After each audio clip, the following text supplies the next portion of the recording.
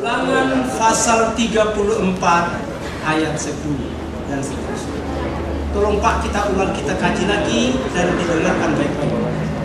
Seperti Musa yang dikenal Tuhan dengan berhadapan muka, tidak ada lagi nabi yang bangkit di antara orang Israel dalam hal segala tanda dan mukjizat yang dilakukannya atas perintah Tuhan di tanah Mesir terhadap Fir'aun. Seperti apa yang akan diperbandingkan itu adalah seperti mukjizatnya Nabi Musa yang dilakukan terhadap Fir'aun di Mesir. Tidak ada lagi yang sehebat itu. Bagi orang Israel, sehebat apapun Yesus, Nabi Bani Israel tidak masuk kategori. Karena Nabi Bani Israel tidak ada yang mengalahkan mukjizatnya Nabi Musa ketika dia menghadapi Fir'aun di Mesir. Ini Bapak salah mengerti, Pak. Jadi itu dibandingkan dengan mukjizatnya Nabi Musa yang dilakukan di Mesir terhadap Fir'aun, tidak akan ada lagi Nabi Bani Israel yang dapat melakukan mukjizat sehebat itu. Oke, yang berikut.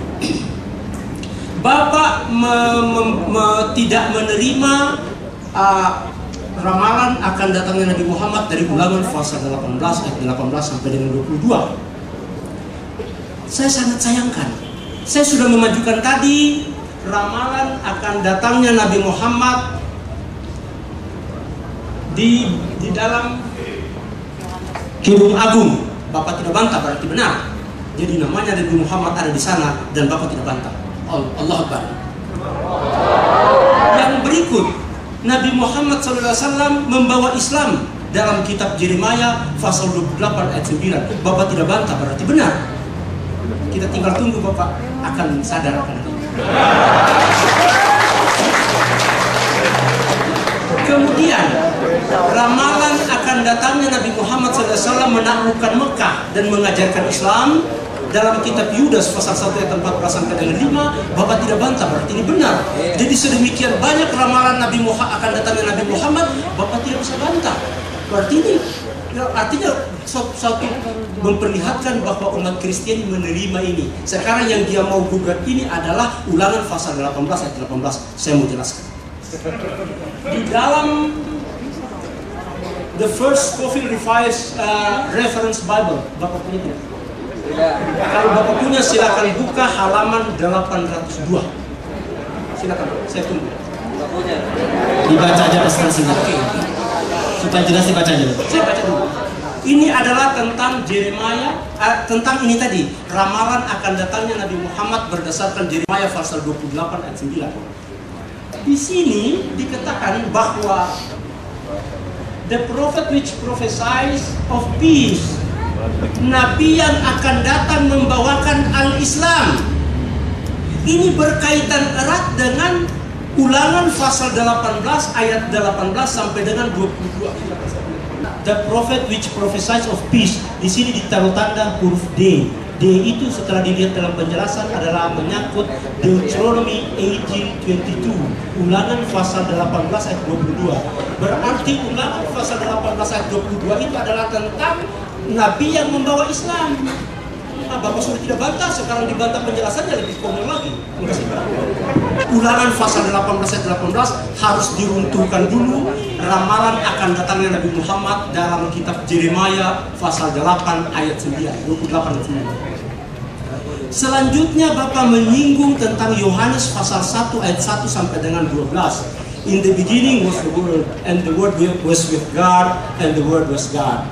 Pada mulanya adalah firman, firman itu bersama dengan Allah, dan firman itu adalah Allah.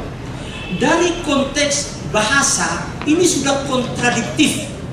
Saya kira ketika kita melakukan perdebatan di Kalimanis, itu Pak Ramli sudah menjelaskan kejanggalan konstruksi ayat ini. Pada mulanya adalah gelas. Gelas ini bersama dengan Munir, dan gelas ini adalah Munir. Oh tidak benar. Tidak benar. Jadi kalimat itu, apakah kalimat ini keliru?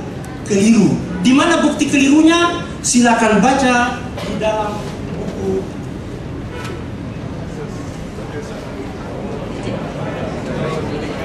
kecil ini yang berjudul Yesus Bukan Tuhan. Di situ saya jelaskan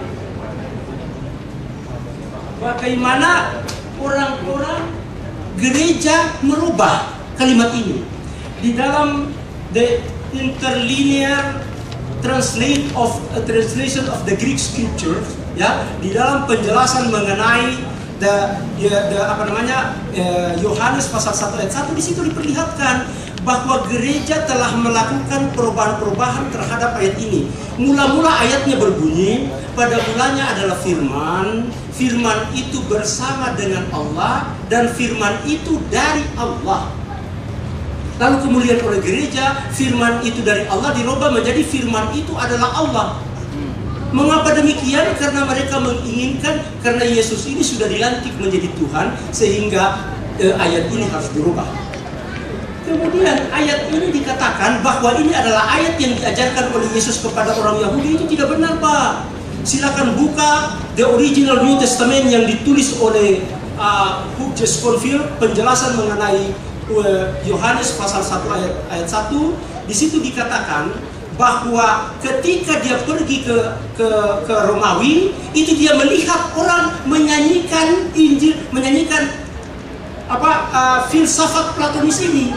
Ya. Jadi ini Yohanes pasal 1 ayat 1 sampai 18 itu bahkan bagian daripada Injil Yohanes. Itu adalah filsafat Platonis yang dimasukkan menjadi pembukaan Injil Yohanes. Siapa yang mengatakan ini adalah Saint Augustine dalam bukunya The Confession of Saint Augustine, mengatakan bahwa I read the book of Platonis written in the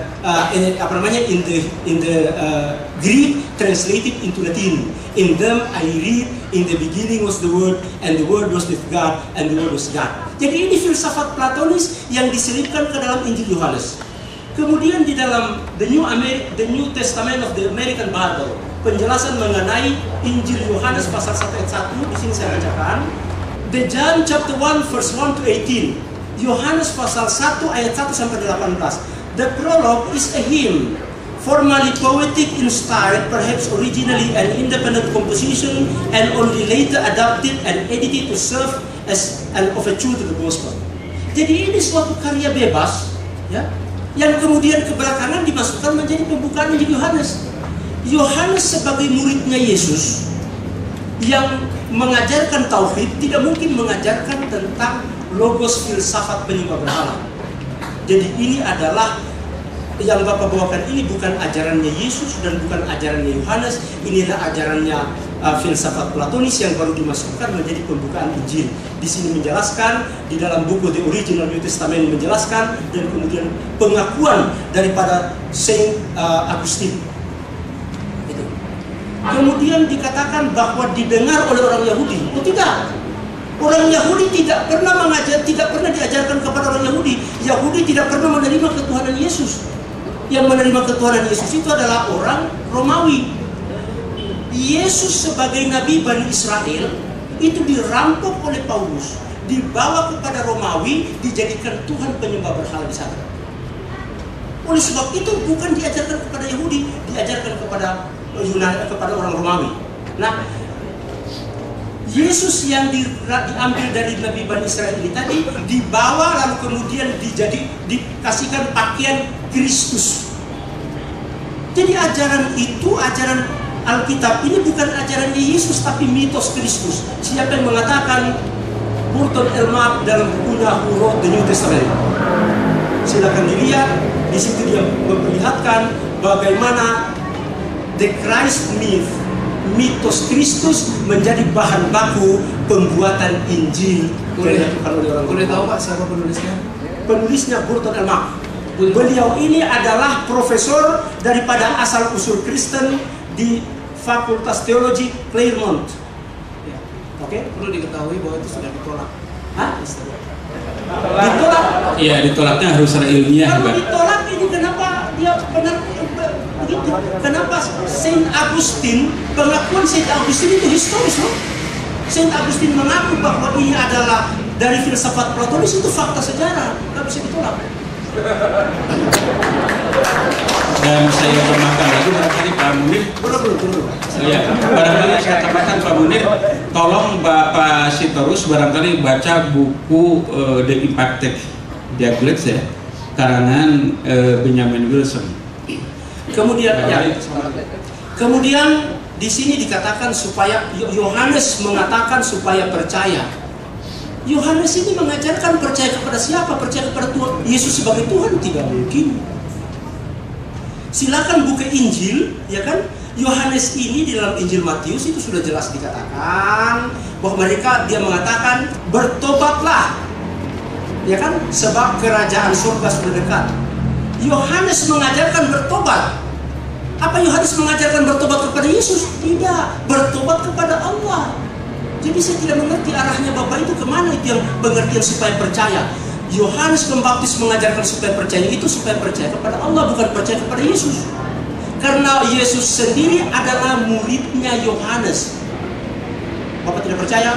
Buka Lukas pasal 11 ayat 1 sampai dengan 4. Pada suatu kali Yesus sedang berdoa memohon ampun kepada Allah. Yesus berdoa memohon ampun akan dosa-dosanya kepada Allah. Ketika ia berhenti berdoa, berkatalah seorang dari murid-muridnya, Tuhan, ajarkanlah kami berdoa seperti yang diajarkan Yohanes Pembaptis. Yesus ini diajari oleh Yohanes bagaimana berdoa memohon ampun kepada Allah. Ini Pak. Jadi sekarang kalau dikatakan supaya percaya, Yohanes ini mengajarkan supaya percaya kepada Allah. Dan akhirnya Yesus kemudian mengajar kepada muridnya sebagaimana yang dia terima dari Yohanes.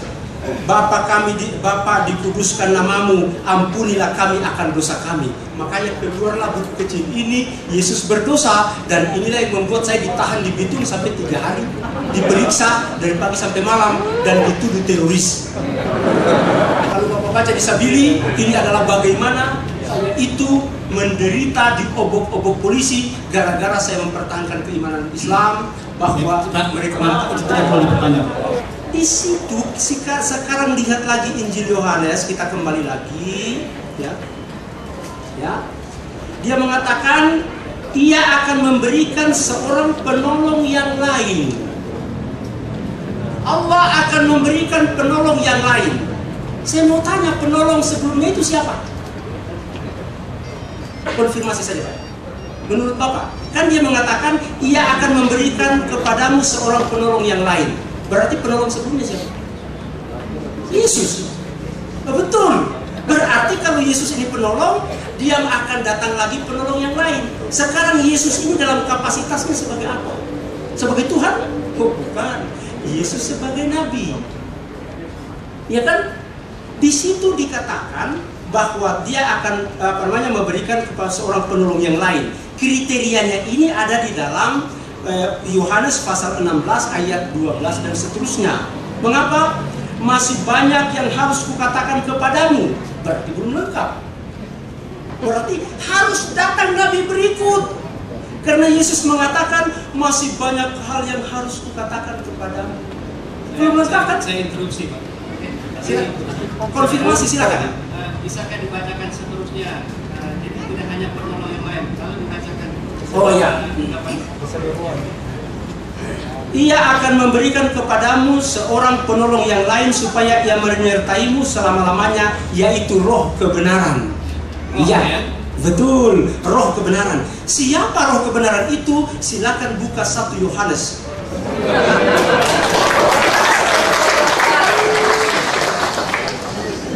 Ya, 1 Yohanes pasal 4 ayat 1, silakan.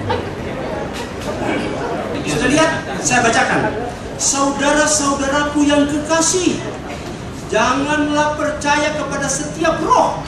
Nah, berarti ada 2 kategori roh, ya kan? Tetapi ujilah roh itu apakah mereka berasal dari Allah, apakah mereka itu nabi Allah. Sebab banyak nabi-nabi palsu. Berarti roh palsu ini adalah nabi palsu, roh kebenaran adalah nabi yang benar yang diutus oleh Allah. Jelas kriteria. Saya ulang lagi supaya lebih jelas pasal. Janganlah kamu percaya akan setiap roh, ya. Tetapi ujilah roh-roh itu. Kita disuruh uji itu roh. Artinya tidak mungkin kita uji Tuhan. Betul tidak? Betul. Kalau yang datang itu Roh Kudus, tidak mungkin ayatnya mengatakan begini, karena kita diperintah untuk menguji Tuhan. Mana wewenang kita untuk menguji Tuhan? Tetapi yang kita uji ini adalah yang mengaku nabi. Apakah nabi ini nabi Allah atau nabi palsu, nabi penyesat? Nah, Sebab banyak nabi-nabi palsu, coba lihat, banyak sekali nabi-nabi palsu, ya kan? Yang telah muncul dan pergi ke seluruh dunia. Demikianlah kita mengenal roh Allah. Setiap roh yang mengaku bahwa Yesus Kristus telah datang sebagai manusia berasal dari Allah. Nah, saya mau tanya, Yesus itu apa? Tuhan? Tuhan Yesus, oh, nabi palsu. Tuhan Yesus manusia, nabi yang benar. Ini kriterianya di sini, Pak. Nah, kemudian kalau masih belum puas, saya silakan saya ambilkan bukunya Dr. Charles Francis, The Historical the Lost Year of Jesus Revealed, ya. Di sini di dalam halaman di dalam halaman 123. Nah, saya bacakan. Ya kan? Jesus Spirit of Truth. Coba lihat ya. Roh kebenaran yang disebutkan oleh Yesus, kata Reverend Dr. Charles Francis Potter. Vision idea most probably reflect SNS for the Spirit of Truth, refer to the manual discipline as previously noted by as which was certainly very different from the later Christian Holy Spirit. Sangat berbeda dengan Roh Kudusnya Kristen. Coba ya. Roh Kudusnya Yesus, roh kebenarannya Yesus sangat berbeda dengan Roh Kudusnya Kristen. Pak, keliru Bapak. Yesus bukan begitu maksudnya. Nah, sekarang apa dia katakan? Ya kan? He refer repeatedly to the Spirit as truth, the Spirit of Truth as He. Dia laki-laki, ya kan? Which is certainly personification and to a greater degree that the Islam manual, ya kan? Di sini dikatakan bahwa dia ini adalah karena di sini ada dikatakan to spirit of man, dan di sini memperlihatkan bahwa dia itu adalah manusia. The Lost Year of Jesus. Jadi roh kebenaran yang akan datang di dalam Yohanes pasal 14 dan pasal 16 ini adalah akan datangnya Nabi Muhammad. Maaf Pak, sebelum lanjutan barangkali ada penjelasan dari Pak. Ya, silakan. Tentang pembicaraan dari Pak Munir tadi. Tunggu dulu Pak. Barangkali banyak ini. Ada nggak? Ada penjelasan? Ada. Masih ada? Silakan. Silakan Pak. Oh, kantor sih. Pertama saya mau mengatakan bahwa Pak Munir memahami kitab suci orang Kristen dengan pendekatan yang sama sekali tidak sama dengan yang dipakai oleh orang Kristen. Ini sangat berbeda. Cara menafsir kitab suci sangat berbeda, sehingga perbedaan itu pasti ada. Salah memahami atau berbeda memahami itu pasti ada. Karena pendekatannya lain. Itu satu. Soal roh, saya jelaskan tadi tentang pemahaman iman Kristiani tentang roh, makna roh. Dan di dalam Yohanes itu disebutkan bahwa Parakletos, penghibur, itu adalah roh kebenaran. Kalau itu disebut roh, secara logika tidak mungkin orang akan memahami bahwa itu adalah seorang pribadi, ya, seperti saya. Itu fisik, materi, tidak.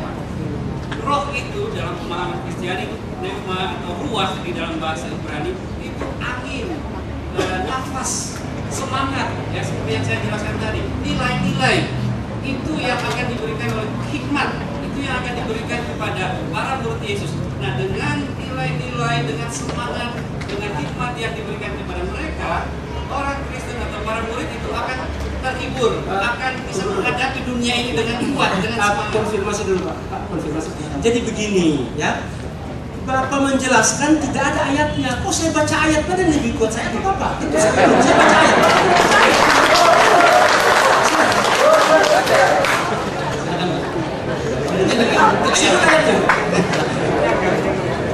Saya kira tidak usah jauh-jauh.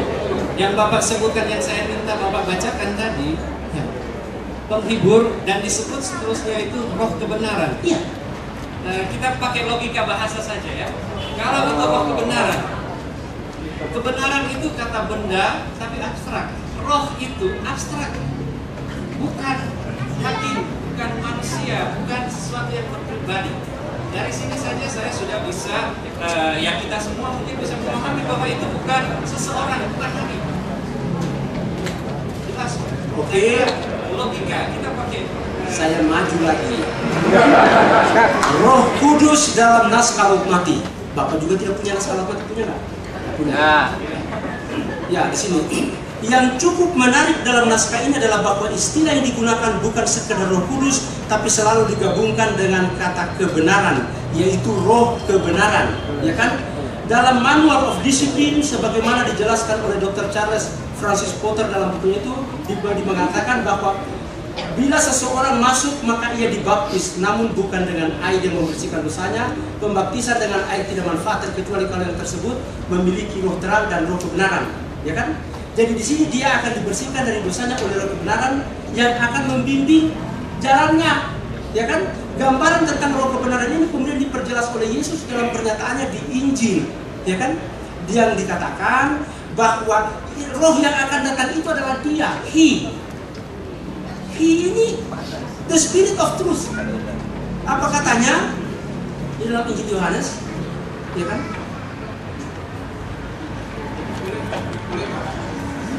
Mungkin Mas Ustaz, sambil Bapak mencari Saya mencarikan ayat asli di dalam bahasa Yunani.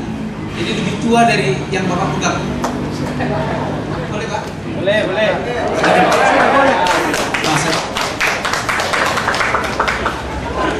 Jadi mohon maaf ini saya nggak bawa itunya Alkitab yang diakui sama dengan aslinya karena terlalu besar tadi. Jadi saya hanya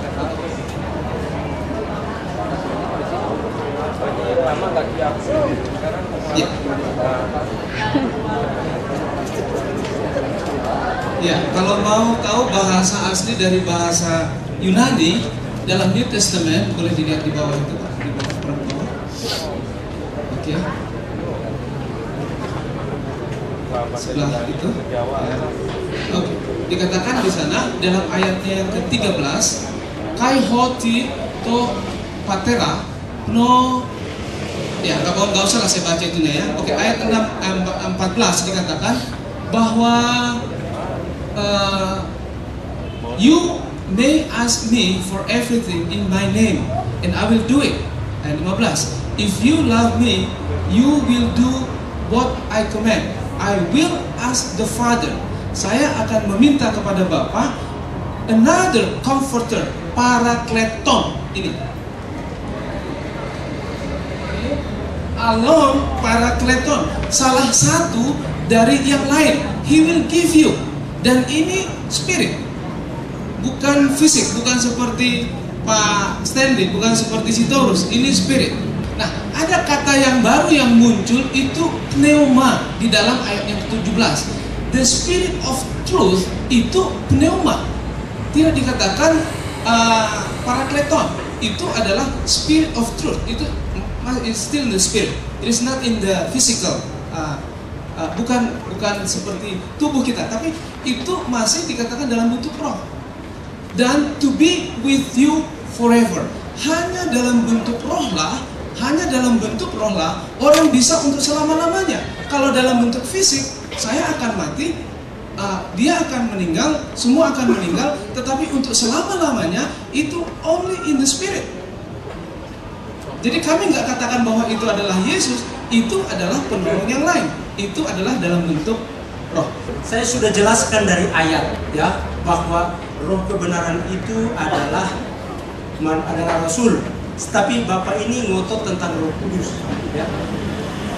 Sekarang kalau Yesus mengajarkan bahwa itu adalah Roh Kudus, berarti orang akan tahu Roh Kudus, ya kan? Murid-muridnya Yesus akan tahu Roh Kudus dan sebagainya. Dan orang di zaman itu akan tahu Tuhan Roh Kudus, betul? Akan tahu Tuhan Roh Kudus, betul? Belum, atau belum jadi Tuhan? Belum Tuhan ya? Belum Tuhan. Oh, belum jadi Tuhan ya? Bukan maksudnya. Pada saat manusia itu seperti itu, belum sanggup pikirannya melihat apa yang tidak dia lihat. Nah, tunggu dulu. Maksudnya supaya tahu tenggang waktu. Konfirmasi bukan waktu. Arah saya itu adalah ketika Yesus sudah pergi, Bapak mengatakan bahwa yang datang adalah Roh Kudus. Saya mau tanya, apakah pada waktu itu orang menyembah Tuhan Roh Kudus? Karena dia di dalam roh. Bukan Pak. Ya, pertanyaan saya itu sederhana. Kan Yesus sudah pergi, katanya datang Roh Kudus. Gitu. Saya mau tanya, apakah setelah Yesus pergi, orang-orang di situ menyembah Tuhan Roh Kudus? Saya mau cerita. kita bersingkat waktu. Betul. Karena antara Yesus, Saya minta konfirmasi. Sebentar Pak. Yang ditanyakan Bapak itu kan ini dari Alkitab itu kan. Apakah ketika meninggal itu para pengikutnya itu sudah tahu terus gitu ya? Ya itu. Coba jelaskan gimana? Kata Bapak tadi belum sampai ke sana kan pikirannya ya. Silakan Pak. betul. Karena apa?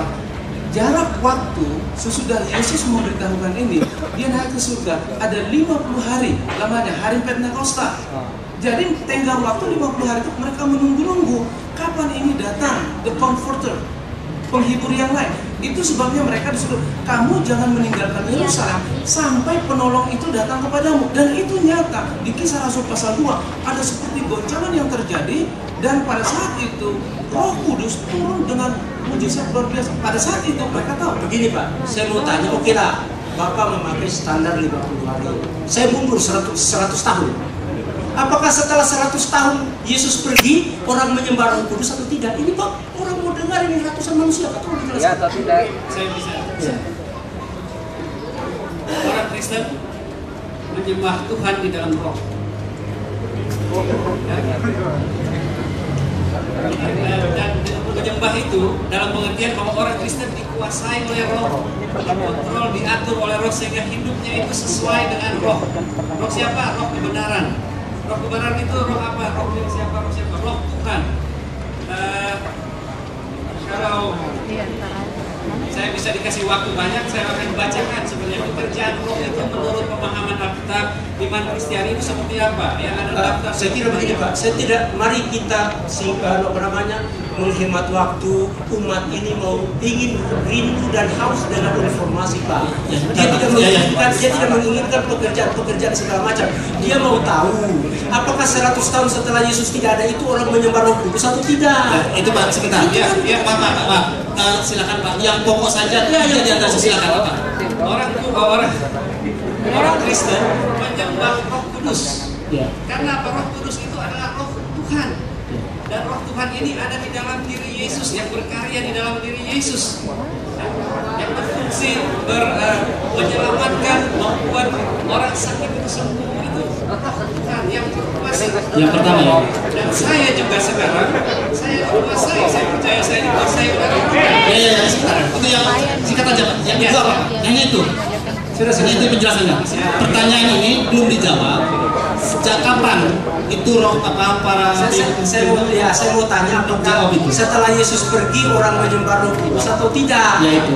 Katanya menyembah. Sekarang saya buktikan itu tidak benar.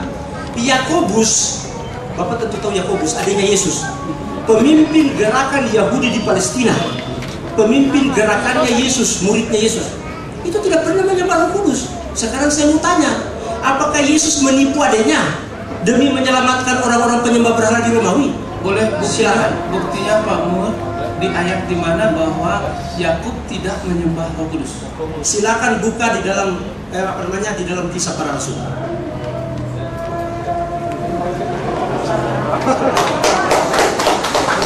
Kisah Para Rasul pasal 21 ayat 21. Tetapi mereka mendengar tentang engkau ya Paulus, ya kan, bahwa engkau mengajak semua orang Yahudi yang tinggal di antara bangsa-bangsa lain untuk melepaskan hukum Taurat, hukum Musa. Sebab engkau mengatakan supaya mereka jangan menyunatkan anaknya, ya kan? Jadi bagaimana sekarang? Tentu mereka akan mendengar bahwa engkau telah datang kemari. Sebab itu lakukanlah apa yang kami katakan ini. Di antara kami ada tempat orang yang bernazar, kaulah mereka bersama dengan engkau. Lakukanlah pentahiran dirimu bersama-sama dengan mereka dan tanggunglah biayanya. Jadi Paulus datang itu ditegur sama Yakobus. Hei Yakobus, kenapa kamu ajarkan orang untuk meninggalkan hukum Taurat? Kembalilah ke hukum Taurat. Dan di dalam ajaran Taurat tidak pernah diajarkan untuk menyembah Roh Kudus. Di dalam Yesus mengajarkan kepada Bani Israel di dalam Markus pasal 12 ayat 29, Shema Israelu Adonai Eloheinu Adonai Ahad. Begitu Pak bahasa Ibraninya. Terima kasih Pak. Dengarlah Bani Israel, Tuhan Allah kita, termasuk Tuhannya Yesus. Tuhan itu bukan Tuhan ini. Karena dikata Yesus itu Tuhan, dia mengatakan Tuhan ini, tapi dia mengatakan Tuhan itu Esa. Lalu apa jawabnya murid-muridnya orang Yahudi? Benar sekali guru katamu bahwa dia Esa. Andai kata Yesus itu Trinitas. Oh, salah sekali guru, karena kalian Trinitas. Tidak dikatakan begitu. Benar sekali guru katamu bahwa dia itu esa, bahwa la ilaha illallah. Ulangan Markus pasal 12 ayat 32. La ilaha illallah. Itu ajaran Yesus, ajaran Yakobus. Tidak ada menyembah roh. Roh ajaran Kristen itu ada di dalam di dalam sini modus terbitan edisi 3 yang berjudul Rohul Kudus Tuhan Ciptaan Gereja. Terima kasih. Boleh saya jawab, Pak? Boleh? Enggak, maksudnya pelajaran saya, Pak. Begini, Pak. Tadi saya minta Bapak memberikan ayat kepada saya bahwa Yakobus tidak menyembah Roh Kudus. Ya ini. Oke. Tapi setelah Bapak baca sendiri, tidak ada statement seperti itu. Jadi yang ada adalah penafsiran. Penafsiran sangat jauh. Mari kita belajar bahasa Indonesia, Pak, sekali lagi. Oke, terima kasih. Sekarang begini, ya kan? Kalau dia mengatakan bahwa saya tidak punya bapak, lalu kemudian dia itu yatim. Oh bukan, dia itu tidak punya bapak. Mana ada pernyataan bahwa dia tidak punya bapak? Oh dia kan mengatakan yatim. Yatim itu sama dengan tidak punya bapak. Tapi bisa juga dia menjadi perampok, padahal nggak ada di sana. Itu penafsiran. Bisa dia menjadi orang yang sangat kudus. Itu penafsiran. Jadi kalau tidak ada di sana, mari, itu yang dikatakan oleh Bapak ini tadi. Kalau kita berbicara ilmiah, let's talk apa yang ada di sana. Betul. Sekarang Yakobus ini kan mengajarkan Taurat. Betul tidak? Kita sepakat. Kita setuju. Tapi tidak ada menyembah. Maaf, kita fokuskan. Tadi kan persoalan roh itu ya. Betul. Jadi kita tidak menyembah, tapi yang dimasukkan roh itu kan kedua roh tadi pada Kretos itu kan ya. Sementara di sini tadi menyebut kemudian nubuatan Muhammad itu. Itu yang kita pertajam. Apa pengertian itu kira-kira? Sekarang saya mau present. Yang di bawah itu dia mengatakan di dalam Injil, di dalam kitab Yudas pasal 1 ayat 14-15, lihatlah dia datang dengan seharusnya 10.000 pengikutnya, dan 10.000 ini adalah miliknya Nabi Muhammad SAW. Tidak ada satupun manusia di muka bumi ini yang memiliki angka keramat 10.000, hanya Nabi Muhammad SAW. Silakan periksa Sirah Nabawi, di situ dikatakan bahwa ketika Nabi Muhammad masuk menaklukkan Mekah, pengikutnya 10.000. Dia akan melindungi yang terpilih, ya. Jadi Allah akan melindungi Nabi Muhammad SAW, tidak akan tidak akan disakiti atau dibunuh oleh orang-orang Quraisy. Ya. Mereka kalah, lalu kemudian Nabi Muhammad itu main pancung, tidak, mereka diampuni. Siapa yang masuk di rumahnya si ini selamat, siapa yang masuk di masjid selamat, dan begitu. Dan akan menghancurkan dan untuk menjatuhkan putusan kepada mereka. Jadi mana yang diampuni, mana yang tidak diampuni. Dan menghancurkan kebatilan. 360 berhala dihancurkan di Ka'bah. Dan menegur orang yang melakukan perbuatan dosa dan penghinaan yang dilakukan terhadapnya. Ini ada di dalam The Book of Enoch. Bapak tidak punya banyak. The Book of Enoch. Ini adalah buku yang dilarang digunakan di gereja, tapi ternyata dikutip oleh Yudas. Dan yang di atasnya ini yang paling menarik, karena dia meramalkan akan datangnya agama Islam. But to them shall he give peace. Tetapi kepada mereka akan diajarkan Islam. Boleh lihat silakan. Silakan buka Book of Enoch, halaman 89. Silakan ditolak tapi dikutip. Jangan. Bukunya ditolak tapi masuk firman Tuhan. Jadi tetapi mereka akan diajarkan Islam. Jadi Nabi Muhammad itu masuk mengajarkan Islam supaya mereka umat orang-orang Mekah itu menerima Islam. Dan dia melindungi yang terpilih, ya kan? Dan akan diberikan pengampunan sehingga semua akan kembali kepada Allah, semua akan masuk Islam. Coba lihat The Book of Enoch. Nah, ini kemudian masuk Islamnya ini kemudian dikonfirmasi lagi di dalam seperti yang saya katakan tadi. Di dalam Yeremia pasal 28 ayat 9.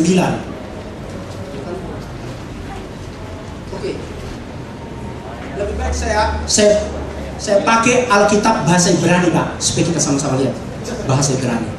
As for the prophet who prophesied Islam, who prophesied al-Islam, al-lam, lamed, ya, ini sin, lamed, mim, al-Islam.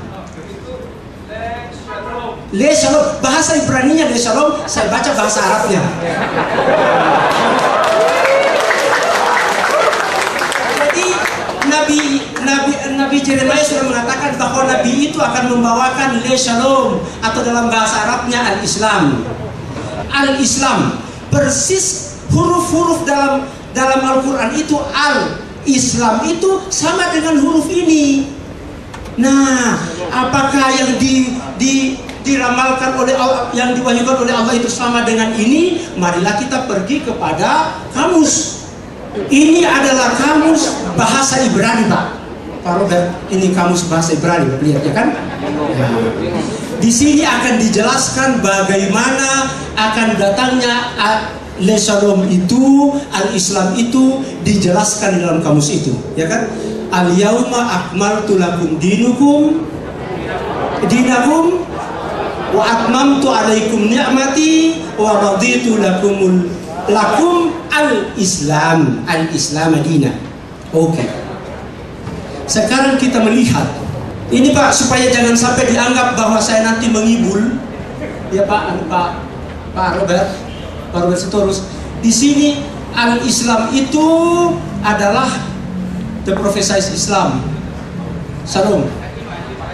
Ayat 9. Shalom itu 7965 Pak. Ya, ingat nomornya, jangan sampai keliru. 7965, sama kan? Sama. Islam, al-Islam, completeness, soundness, welfare. Completeness, soundness, welfare. Al-Quran mengatakan pada hari ini al-yauma akmaltu lakum dinakum, ku sempurnakan, komplit. Persis Pak. Nah, tenang. Wa atmamtu lakum ni'mati, welfare. Ya. Ku cukupkan nikmatku. Kalau nikmat cukup berarti sejahtera, welfare. Nah, al-yauma akmaltu lakum dinakum wa atmamtu alaikum ni'mati, completeness dan welfare itu oleh Allah disebut al-Islam. Di sini di dalam Alkitab bahasa Ibrani dalam Yeremia dikatakan Le Shalom, persis sama. Allahu Akbar, ya Pak. Ya, kita tinggal tunggu Bapak bilang Allahu Akbar. Terima kasih. Menjelaskan bahwa di dalam Alkitab ada banyak kata Shalom, salam.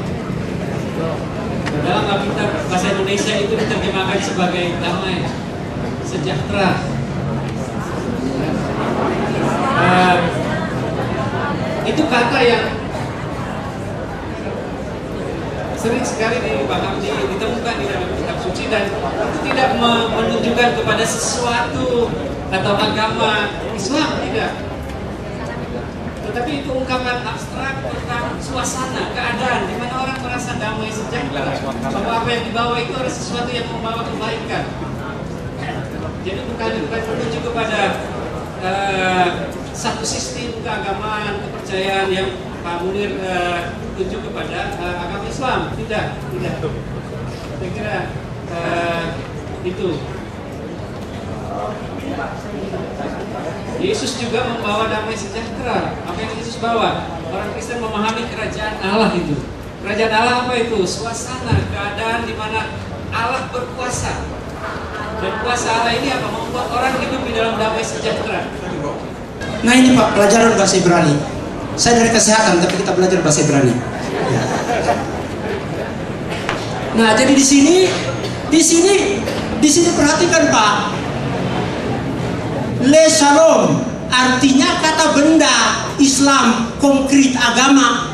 Sedangkan Shalom tadi itu adalah tunduk dan patuh. Sehingga di dalam Matius pasal 10, silakan buka Matius pasal 10. Di dalam Matius pasal 10 ayat 34. Ya, ini suatu petunjuk. Ya, Yesus itu ditanya Pak, Ini mengapa keluar jawabannya itu? Karena Yesus itu ditanya, apakah engkau ini yang membawakan Le Shalom? Oh Yesus, apakah engkau yang diramalkan dalam Yeremia pasal 28 ayat 9? Ditanya, apa jawab Yesus? Jangan kamu menyangka bahwa aku datang untuk membawa Le Shalom. Saya bukan yang membawa agama Islam. Coba lihat ya. Tetapi aku membawa melainkan pedang. Jadi orang sudah sangat mengharapkan Le Shalom ini, mana orangnya? Yesus barangkali, Yesus apakah engkau yang membawakan Le Shalom? Oh bukan, jangan kamu menyangka bahwa saya membawa al-Islam, tidak. Oleh sebab itu, maka di sini dia mengatakan bahwa masih banyak yang ingin kukatakan kepadamu tapi belum bisa pikul. Al-Islam itu nanti akan dibawa oleh Nabi sesudah saya, yang al-yauma akmaltu lakum dinakum wa atmamtu alaikum ni'mati wa raditu lakum al-Islam. Ini Yesus membantah, saya membawa al-Islam. Nanti datang, begitu datang Nabi Muhammad, Allah mengatakan bahwa inilah yang membawa al-Islam. Inilah yang diramalkan oleh Nabi Yeremia pasal 28 ayat 9. Ayat Matius itu dibaca lengkap supaya paham. Ya. Nah, kalau disuruh membaca Matius yang lengkap, akan kelihatan lagi ketidakjujuran penterjemahan. Saya bacakan Pak, karena ini permintaan. Jangan kamu menyangka bahwa aku datang untuk membawa damai di atas bumi. Sebelumnya itu Pak, pertanyaannya Pak. Ya? Mengapa berkata begitu sebelumnya itu? Terus ada rentetannya. Ayat berapa? Ayat sebelumnya. Ayat pertanyaan ayat sebelumnya. Atasnya Pak, atasnya. Ya. Atasnya. Ya. Atasnya. Tetapi barang siapa menyangkal aku di depan manusia, aku akan menyangkalnya di depan Bapakku yang di surga. Ya. Siapa yang tidak menerimanya sebagai Rasul, enyah kamu dari sisiku, kamu semua pembuat kejahatan. Matius pasal 21 ayat 20, Matius pasal 7 ayat 23. Pak Munir, maaf, mungkin untuk penjelasan As-Shalom itu dan Islam itu mungkin kami berikan waktu kepada Pak Sitorus atau kepada Stanley. Silakan. Harusnya Terima kasih. Yang ini silakan aja. Karena ini maaf Pak, tolong ditaruh di situ aja. Saya akan menjawab dari sini of peace. Ya, of peace, not the peace. Le itu bisa diterjemahkan the book atau dari buku. Jadi di sini sebentar Pak. Oke. Jadi as the prophet of who prophesy of peace, when the word of the prophet shall come to pass, the prophet shall be known as one of whom Jehovah, remember that. Bisa geser ini Pak? Bisa geser ke sana sedikit. Oke. Dia katakan di sini ayat 9, ini yang dikatakan Le Shalom beha et lahber ve'im et yahak Shalom vet, dikatakan Yahweh yang memutus.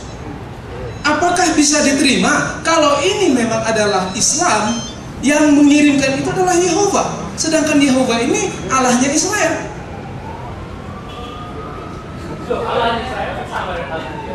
Maaf. Ya. Sudah, saya lanjut.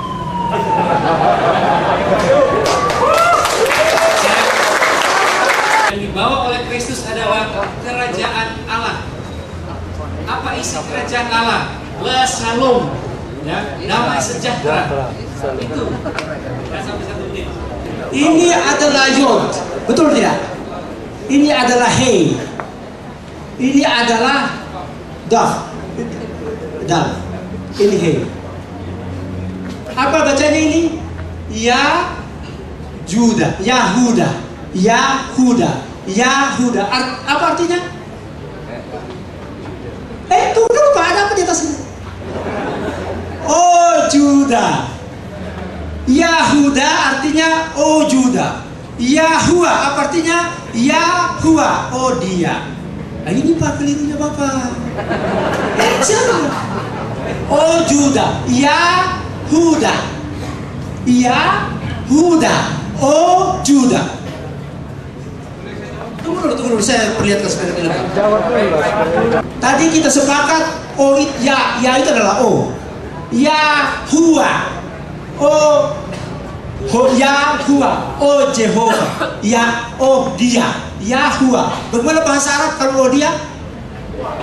Yahuwah, persis Pak. Orang Kristen belajar bahasa Ibrani dari Al-Quran. Kalau tidak ada Al-Quran, tidak ada Alkitab. Enggak, keliru Pak. Oh tidak? Mau lihat buktinya lagi, sambil kalian buktinya.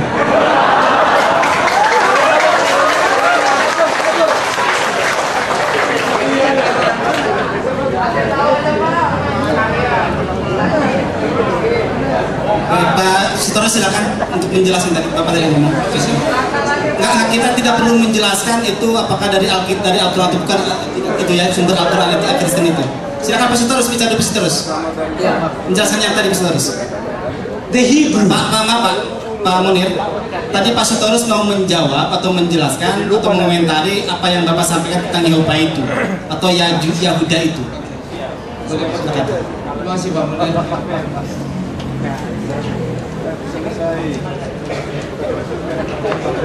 Bapak jelaskan, jadi namanya Tuhan itu Allah. Yahuwah, oh dia Allah.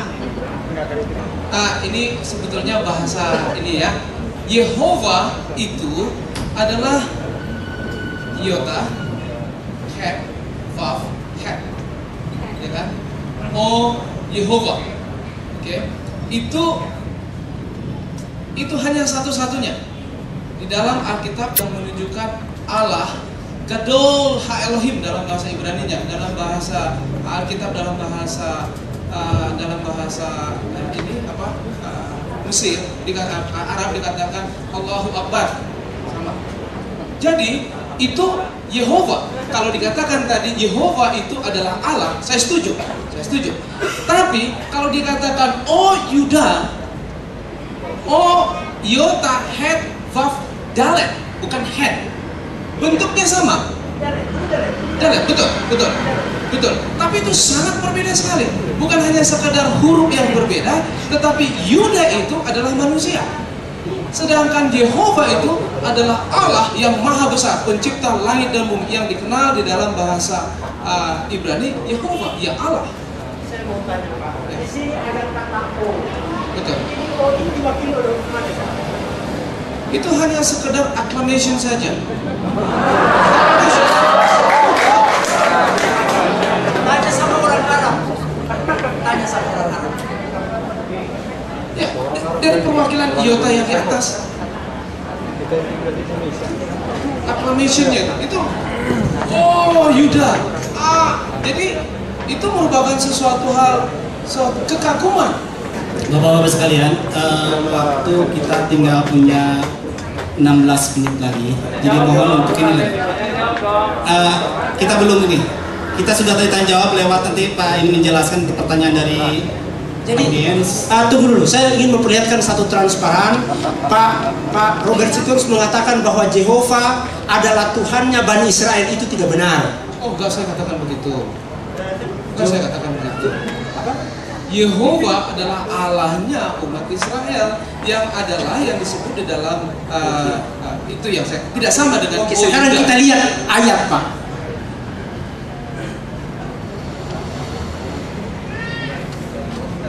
Ya, El atau Allah, El ini kan Allah, betul tidak? El atau Allah, ilaha. Apa artinya ilaha? Tuhan yang disembah. Yisrael, Allah adalah Tuhan yang disembah Israel. Jadi Allah Pak Tuhannya, ini ayatnya mengatakan. Terima kasih. Allahnya Israel. Bukan, Allah itu Tuhannya.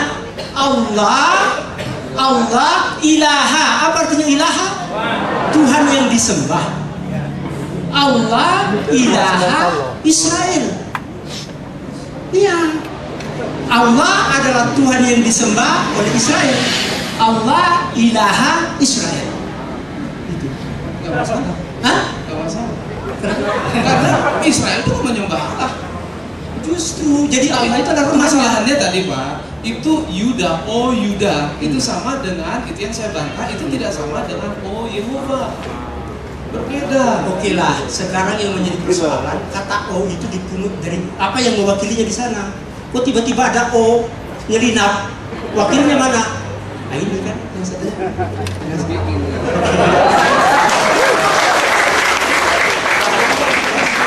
saya soal Allah Israel, ya. Di dalam Perjanjian Lama, istilah Tuhan, istilah Allah, ya itu pemahamannya sama, artinya sama. Tetapi umat Israel menyebut dengan beberapa sebutan.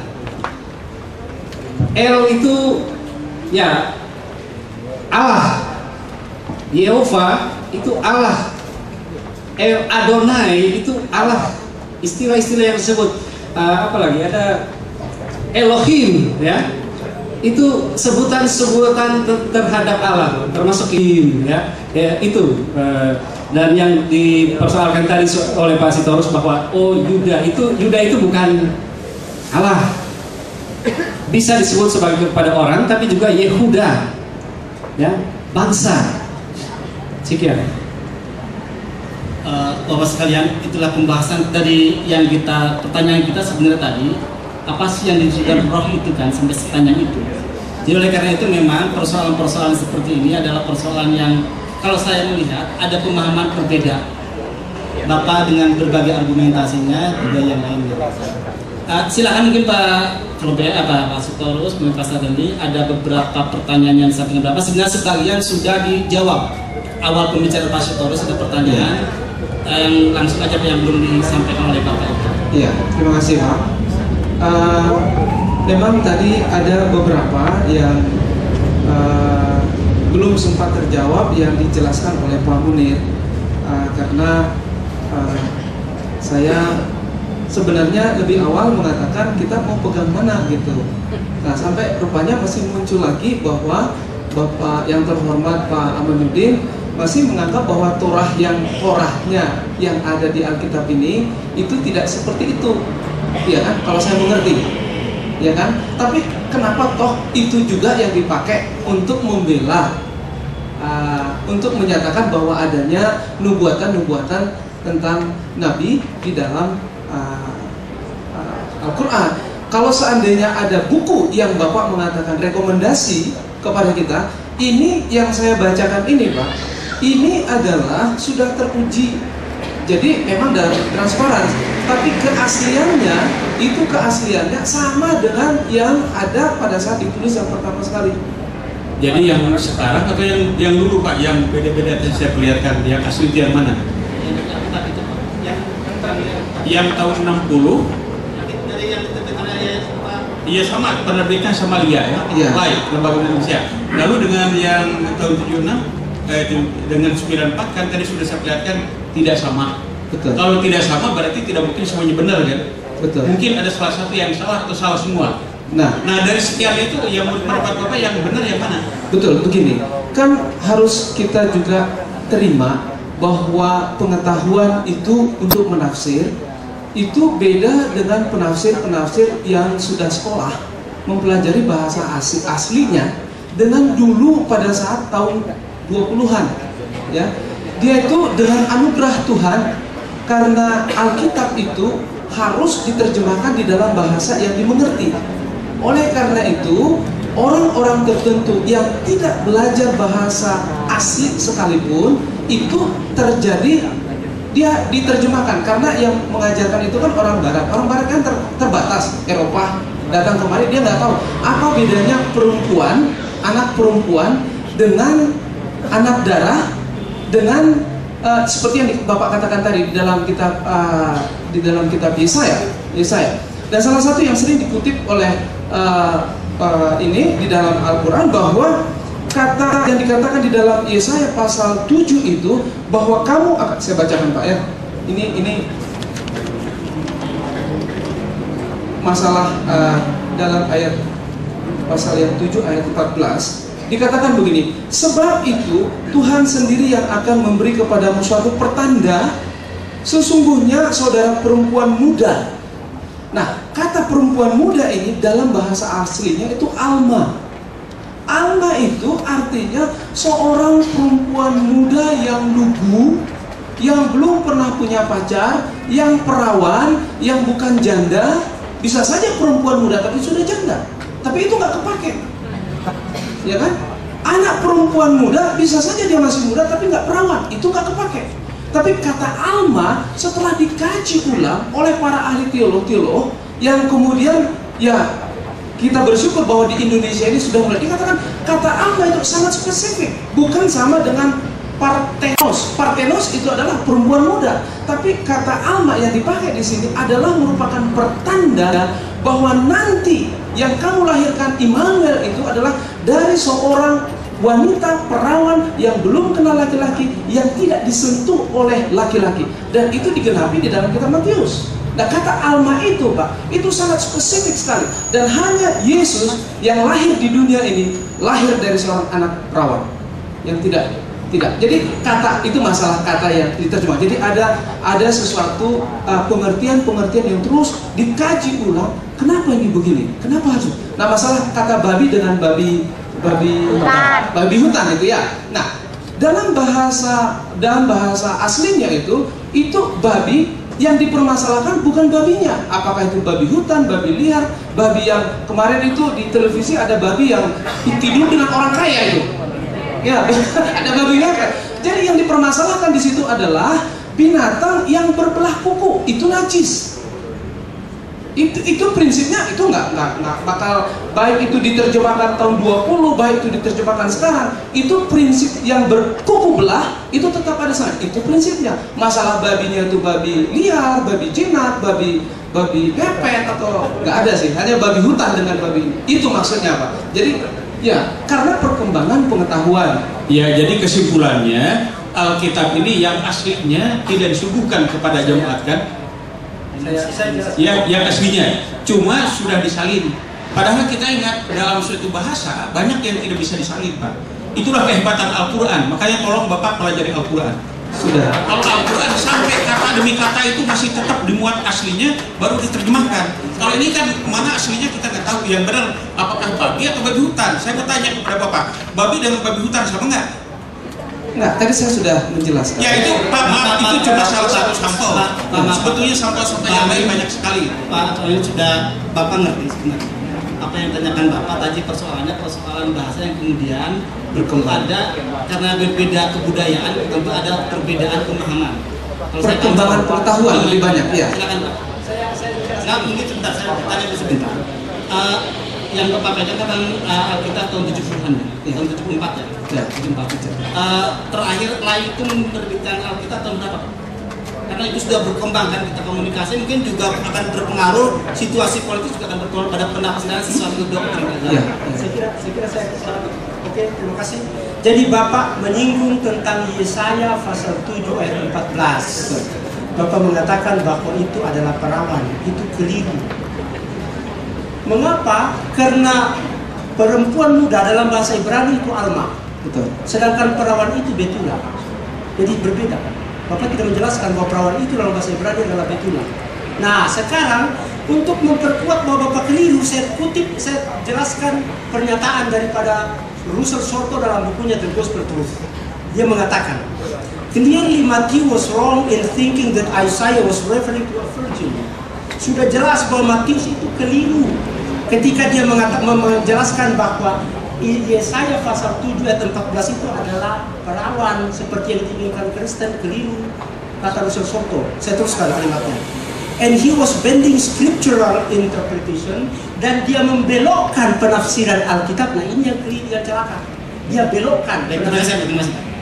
Dia membelokkan pengertiannya. Pak, sudah cukup.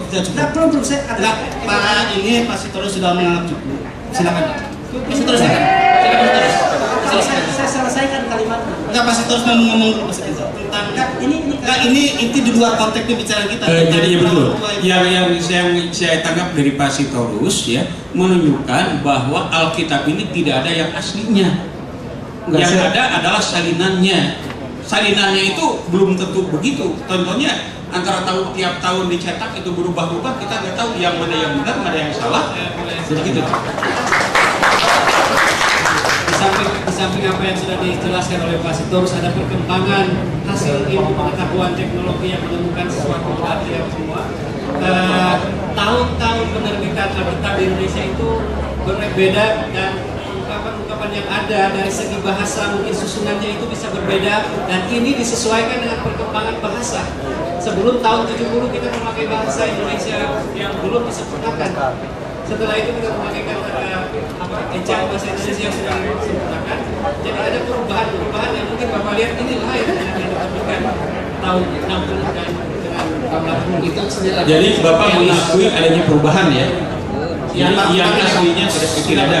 Pak, tidak kita perpanjang masalah itu persoalan penerbitan. Nanti kita mungkin Pak Sitorus atau yang lainnya bisa memberikan Alkitab yang terbaru dari penerbitan lain ke lembaga Artemisia untuk dipahami pada saat ini. Silakan, mungkin ada beberapa pertanyaan dari audiens. Ya maksudnya setelah ini lagi, setelah ini. Ada beberapa pertanyaan yang bisa jawab mungkin dari audiens, tapi memang ada yang sudah disampaikan tadi oleh Pak Sitorus. Ya, terima kasih. Saya bacakan saja, Pak. Ini pertanyaan. Jawabannya aja. Jawabannya. Oke. Ada yang bertanya begini. Bagaimana kalau Yesus yang adalah Alfa dan Omega? Yesus adalah merupakan firman dari awal sudah bersama-sama dengan Allah. Jika sudah ada dari awal, tentu tidak akan dinubuatkan lagi. Oke. Pemahaman Alkitab ketika dikatakan Yesus adalah Alfa dan Omega. Alfa itu adalah huruf pertama dari tulisan Yunani. Omega itu adalah huruf yang terakhir dalam bahasa Yunani. Jadi saya adalah yang awal dan saya adalah yang akhir. Dari semua perkataan, dari semua kata-kata yang disusun itu adalah alfa, lamed, dalet, het dan seterusnya itu adalah penyatuan seperti alfa, A, B, C, D, E, F, G. Dengan kata lain dia berkata aku adalah alfa, aku adalah A dan aku adalah Z. Dalam komunikasinya tidak ada lagi kata yang lain. Dengan kata lain bahwa dia adalah yang awal dan dia adalah yang akhir. Nah, Yesus bersama-sama dengan firman dan sudah ada bersama-sama dengan Allah. Inilah sebenarnya sebelum dia datang ke dalam dunia ini, dia dalam bentuk roh. Pertanyaan saya mencintai Islam. Saya belajar Islam. Saya tahu dari pelajaran itu apa yang dikerjakan oleh Nabi Muhammad SAW, ya, begitu hebat. Michael Hart menempatkan Nabi Muhammad sebagai yang istimewa sekali. Tapi apakah kenabian Nabi Muhammad ini harus atau perlu kita cari-cari dasarnya pada kitab suci yang lain? Saya kira tidak. Tidak harus, tidak perlu. Dengan apa yang dikatakan oleh Allah dalam firman-Nya, seperti umat Islam selalu mengungkapkan itu bahwa Muhammad adalah Rasulullah, sudah cukup. Baik, hadirin yang berbahagia, itulah beberapa pernyataan terakhiran mungkin jawaban dari hadirin kalian. Ini sangat melebar dan lain sebagainya, dan karena waktu. Hadirin yang berbahagia, saya ingin mengulangi tadi kalau semen itu bahwa ada seorang bapak yang memberikan 3 cincin kepada 3 anaknya itu karena ingin satu cincin itu ada yang asli, 2 lagi palsu atau imitasi, tapi semuanya mengakui cincin yang dipegang ketika itu adalah benar. Jadi oleh karena itu kemudian ada pemahaman itu yang dikritik oleh Pak Harjo, mohon maaf. Memang semua orang itu akan mempelajari agama itu punya tujuan untuk semua. Islam itu dipelajari, kalau nggak salah saya yang pertama mempelajari Islam itu dari orang Kristen adalah Yohanes Damsyik itu kemudian dilanjutkan oleh para orientalis berikutnya sampai kepada banyak orientalis adalah Ignaz Jozier, itu sampai sekarang dipegang. Dan kajian-kajian terhadap Al-Quran maupun Alkitab mungkin di kemudian hari akan semakin banyak, dan itulah khazanah kita. Kita akan mencari kebenaran dari siapapun. Seperti yang saya sampaikan tadi, kita berdiskusi itu dengan hati. Jadi oleh karena itu kalau ada istilah yang memojokkan dan sebagainya, mohon maaf, itu bukan bermaksud. Silakan Pak, ini ada komentar. Dan kami selaku moderator, mohon maaf atas segala kekurangannya. Assalamualaikum warahmatullahi wabarakatuh. saya sebagai penanggung jawab acara ini, saya terpaksa maju karena ada satu kekeliruan yang saya sangat khawatirkan, yaitu bahwa diumpamakan tadi seorang bapak memberikan cincin kepada ketiga anaknya yang sudah palsu dan asli. Oh tidak seperti itu. Bapak itu memberikan yang asli tapi diubah oleh anaknya, dipalsukan oleh anaknya, diganti lagi oleh Allah yang asli, dipalsukan lagi. Yang terakhir lalu dikasih cincin yang benar-benar pakai paten yang tidak bisa dirubah-rubah lagi. Itulah Al-Quran. Saya berani maju di sini, sebenarnya barangkali menurut saya mau ganggu acara, tetapi kalau saya tidak maju, ini sangat keliru dan sangat salah. Assalamualaikum warahmatullahi wabarakatuh. Terima kasih atas koreksinya. Baik, saya selaku moderator mohon maaf apabila jalannya diskusi ini kurang lebih efektif dan agak sedikit melebar pada hal yang lain. Tapi kita semuanya pada diri masing-masing sudah mengambil pelajaran. Apapun pelajaran itu pasti bermanfaat bagi kita. Billahi taufiq wal hidayah. Assalamualaikum warahmatullahi wabarakatuh.